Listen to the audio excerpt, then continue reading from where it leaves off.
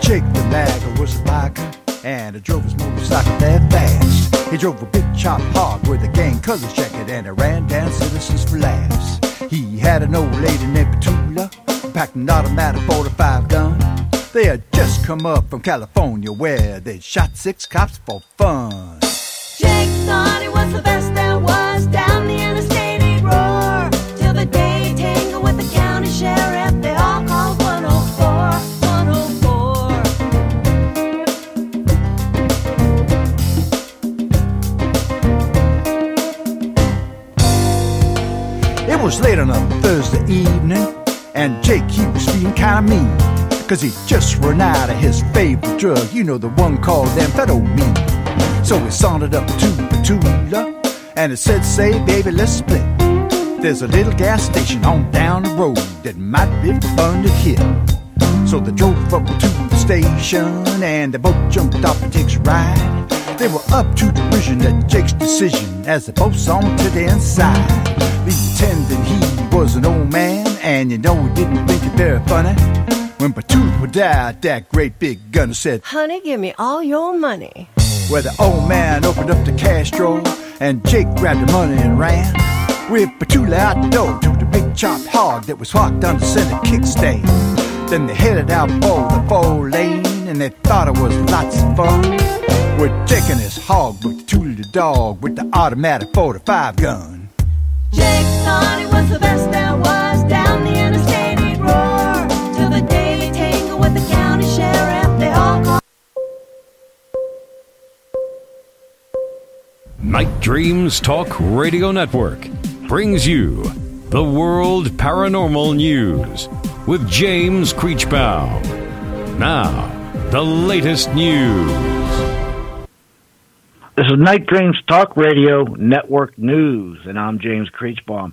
Well, here's the little weather report for the traffic and the truckers out there.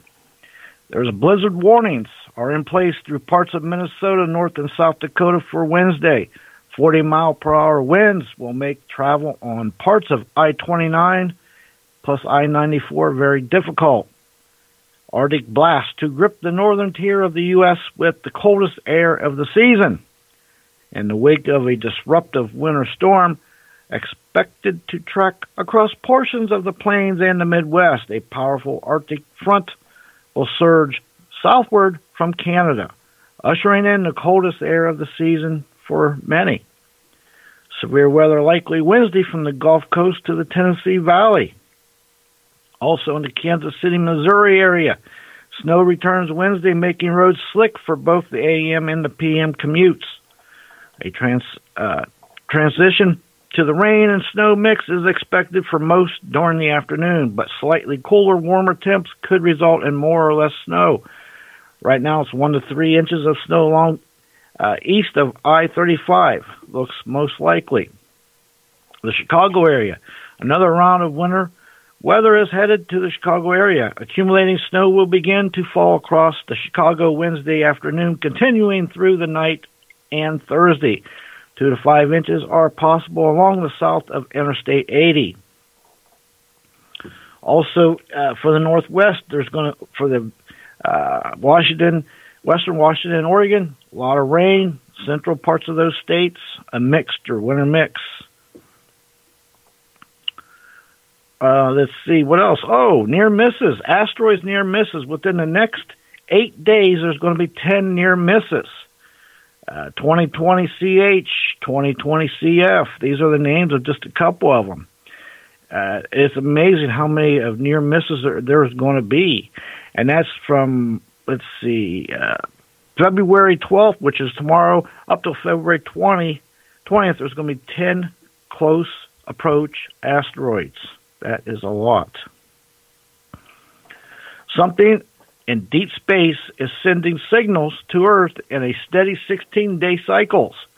Scientists have discovered the first radio burst that beats at a steady rhythm, and the mysterious repeating signal is coming from the outskirts of another galaxy.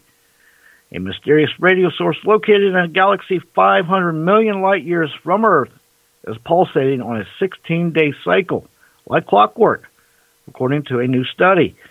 This marks the first time that scientists have ever detected periodically in these signals, which are known as fast radio bursts, and is a major step toward unmasking their sources. Scientists warn multiple overlapping crises could trigger global systematic collapse. Overlapping environmental crisis could tip the planet into global systematic collapse. More than 200 top scientists warned on Wednesday. Climate change, extreme weather events, from hurricanes to heat waves, the decline of life-sustaining ecosystems, food security, and dwindling stores of fresh water. Each poses a monumental challenge to humanity in the 21st century. Next news break, top of the hour.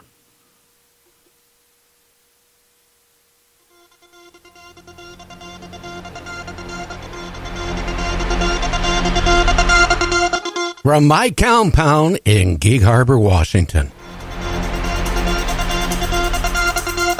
From the Pacific to the Atlantic. To you worldwide, I'm Gary Anderson. And you're listening to Night Dreams Talk Radio. Tonight's guest is Mke McCoy. And we're talking Asteroids in his latest book. But first, we got the wacky news with me and James Krischbaum on Night Dreams Talk Radio.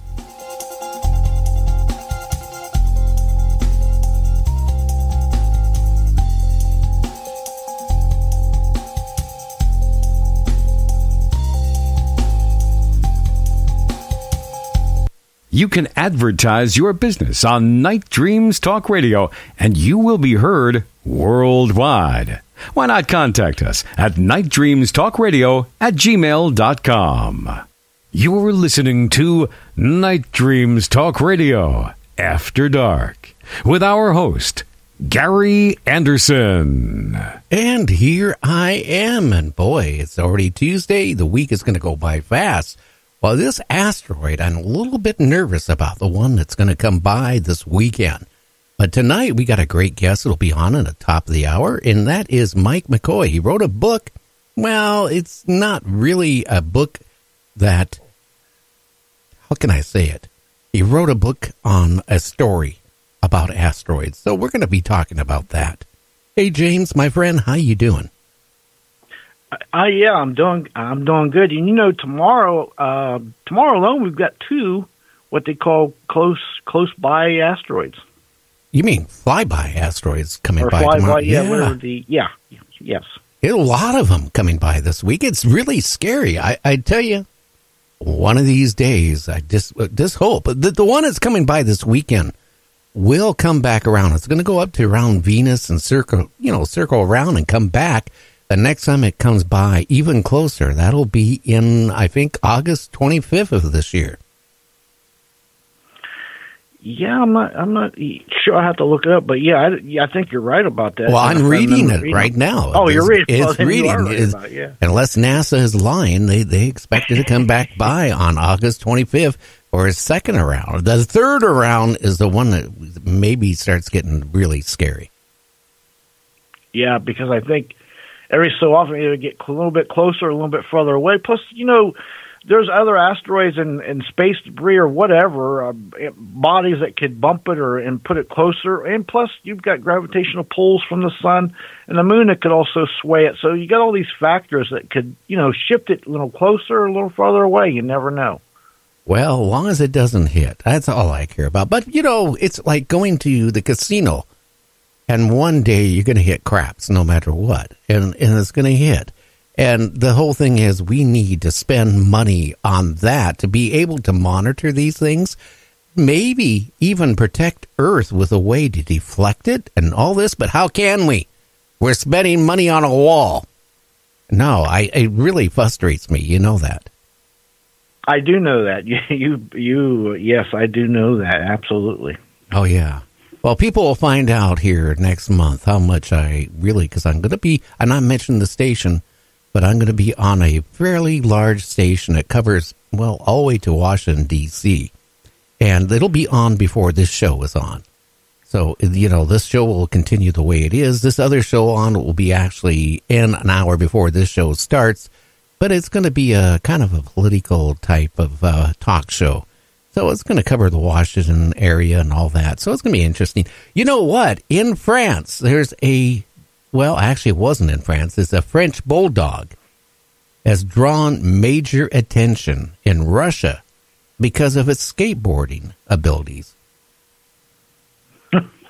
I always love to see bulldogs skateboarding, but this one must really have some skills. Oh, yeah. It does. And you know what? Some of these dogs are natural at it. We used to own, me and my family used to own an indoor skate park. Back maybe 12 years ago. And, it was interesting. There was a couple of people that had dogs. And you know what? They could go up and down those ramps, get in the bowl, and do even better tricks than some of the skaters could do. It was kind of like, wow, you watch this dog, and it seems to be a lot of them are bulldogs. It seemed to adapt to it really well. Yeah, I think maybe I'm kind of thinking maybe because they got a little bit shorter legs, it's easier for them to be able to skateboard. Another thing I seen recently, this couple of days ago, was I think it was kind of a mix between a shepherd and maybe a Labrador or something, or like a sheepdog. But it was carrying in its mouth one of them plastic sleds. It ran up the hill, jumped on the sled, and slid down the hill and did it again. Yeah, but you know what? These dogs they adapt because you know what? Evidently, this dog, is going to be world famous now because of its skateboarding ability. Had to pick it up from its owner. Let's face it, the dog would go and watch the owner skateboard and probably figured, hey, I'm going to do the same thing. And you know what? I've seen some of these dogs, and other dogs, don't even pay attention to skateboards. One could go by it and they wouldn't even notice it. This does seem like all the dogs I've seen, and it's not their legs that I think it has it. It's just something that they're attracted to for some reason. Like some dogs, like at my house, will sit there and you buy a new couch and they'll pull out all the stuffing, or you have an old couch and it pulls out the stuffing and eats anything it can put in its mouth. No, they wouldn't do that, would they? Oh, yeah, that happens. Well, a squirrel blamed for blowing out the Pennsylvania, boy, I couldn't even say that. I need to go brush my teeth, power outage. It was a major power outage, and it was blamed on a squirrel. Oh, that's a first. I've never heard that before, but I went down. I'm going to tell you something. Squirrels, they've gotten into some machinery I've had before and chewed wires underneath cars and trucks under the hood and cause all kind of mayhem. They wouldn't even run. So, yeah, it doesn't surprise me about that. So I can see them chewing on some wires. Oh, yeah. Yeah, you go out to start your car and it doesn't even turn over. You open up the hood and all your wires are chewed through. It's between the rats and the squirrels. But, or you go start your car and you think, oh, God, my rod is going out because you hear a knocking. You open up the hood and your whole, engine compartment's full of acorns. Yeah, I did have that happen before. And, I had a 70 Chevelle, had a big old air filter, the metal cap in it, and there was a lot of room in there. And you could hear them going around and around. I literally thought like you thought, like, this can't be right. My motor's good, got oil in it.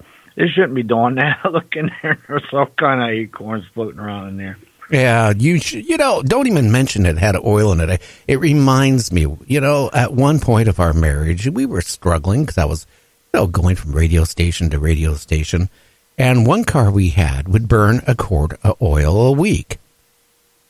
And my wife got in the routine of adding a quart of oil every week. We all went out and bought a car. It was a year old. It had maybe 6,000 or 7,000 miles on it. And here she was driving it to work. She never told me she was putting a quart of oil in that car every week. So one day she calls me up and she says the car has quit running. And I said, with only that amount of miles? So we had it towed into the shop. She literally blew the engine Because I tell you what, you know where you take the cap off to put oil in?